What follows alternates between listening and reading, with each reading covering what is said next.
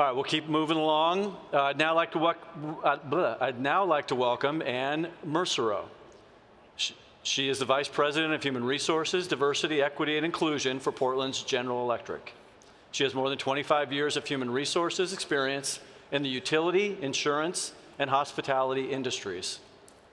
Anne is a passionate leader in education and workforce development and was appointed in 2017 by Oregon Governor Kate Brown to the Oregon Workforce and Talent Development Board, where she is the chair. Please welcome Anne to the stage. Thank you.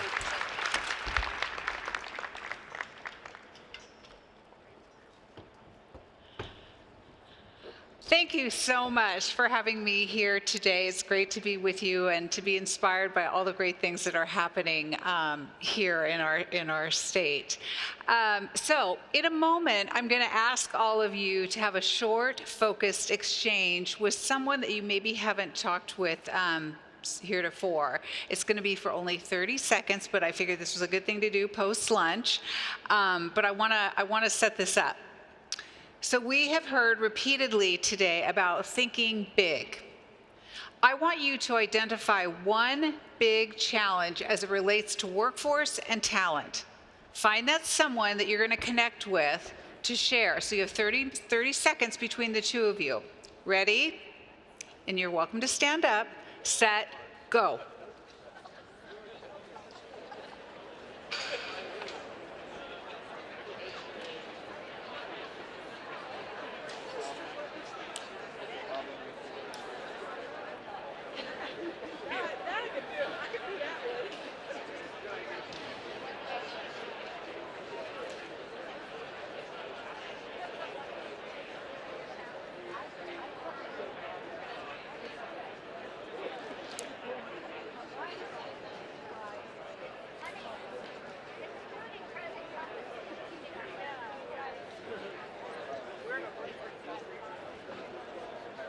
All right, that's it. Come on back. Come on back.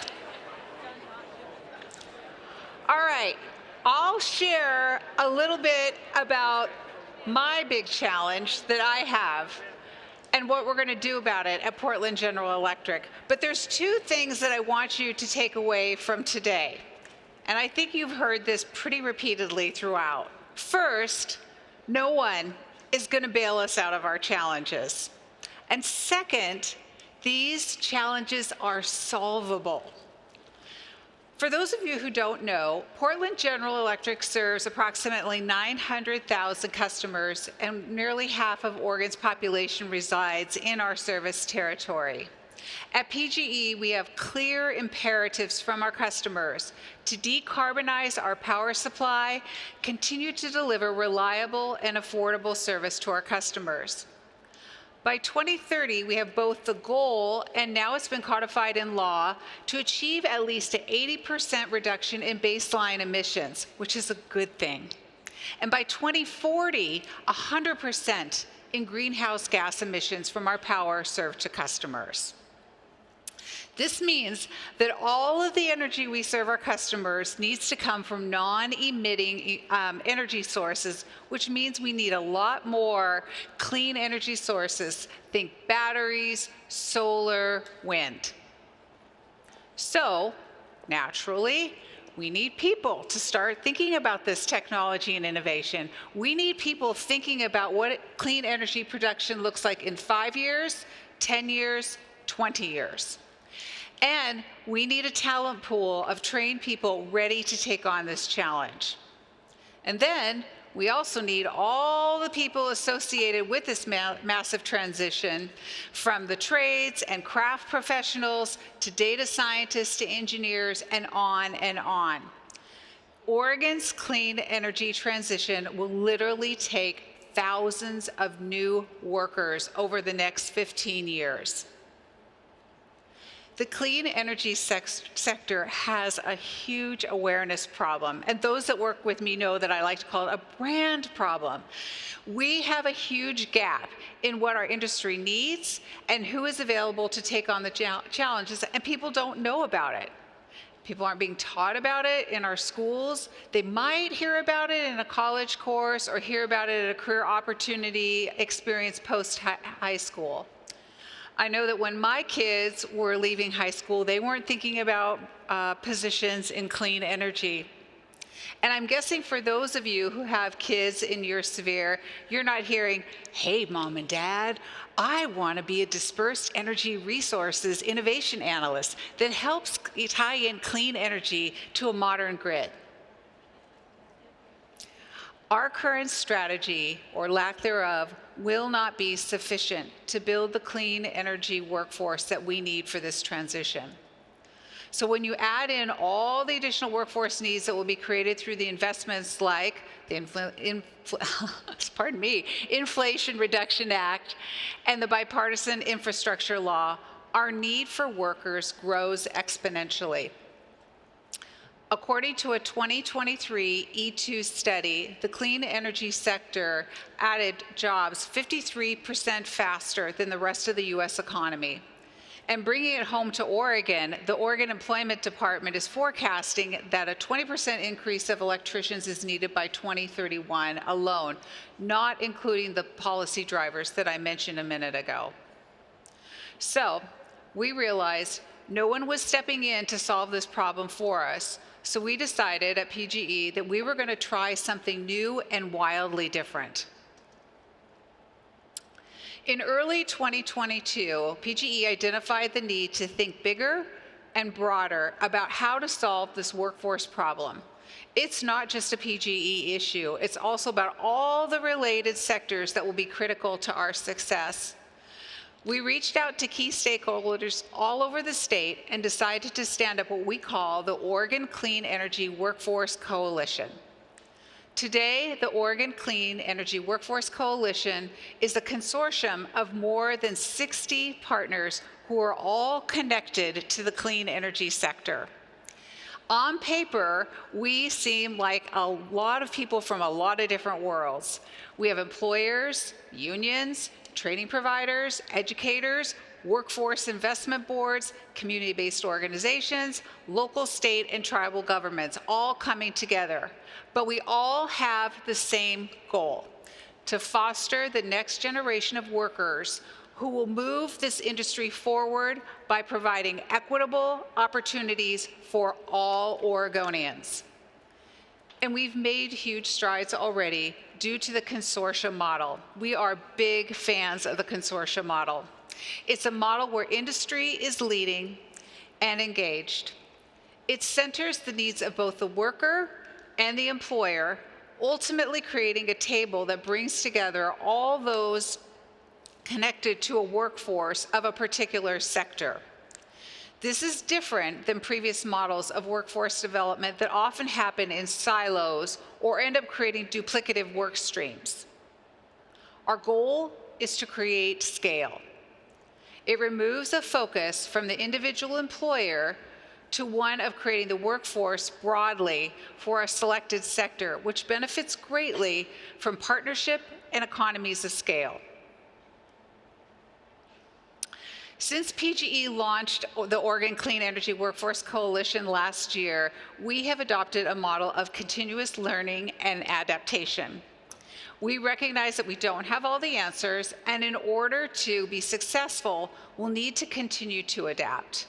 And we've already learned a lot that I would like to share with you today in hopes that it might help you. There's 5 key things that I want to share with you. First, don't start with a blank slate. Learn from other states and other industries who are doing this work. Take what you can from others and apply it to your own consortium.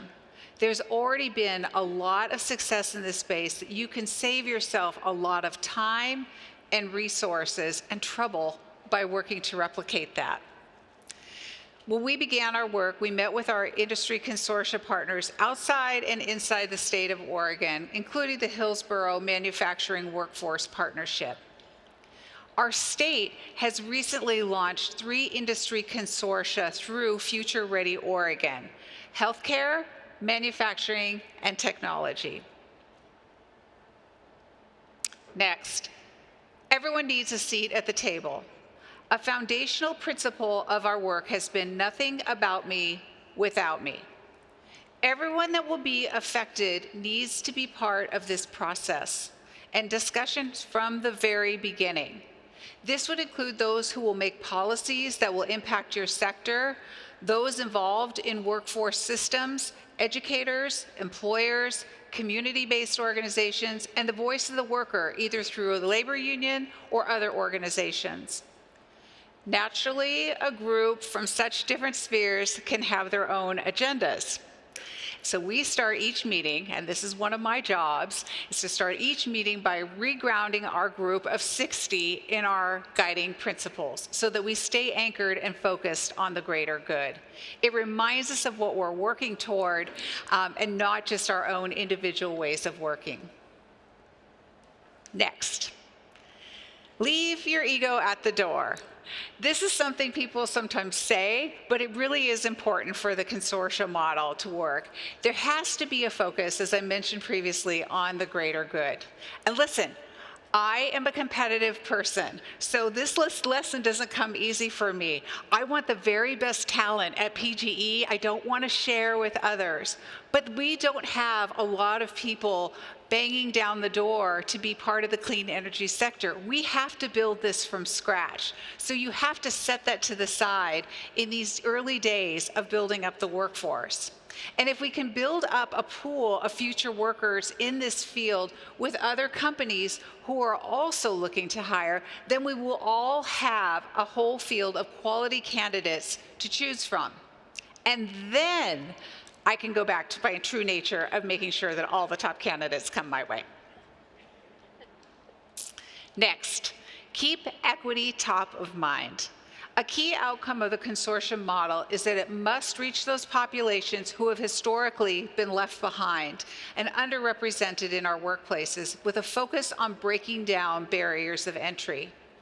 In our own industry, women and people of color are underrepresented compared to other sectors in our state. We know that this is likely due to a myriad of factors and that a one-size-fits-all approach will not work or be successful. We're leveraging work that has already been done by community-based organizations across our state and plan to do a tour in 2024 to hear directly from workers what barriers may exist.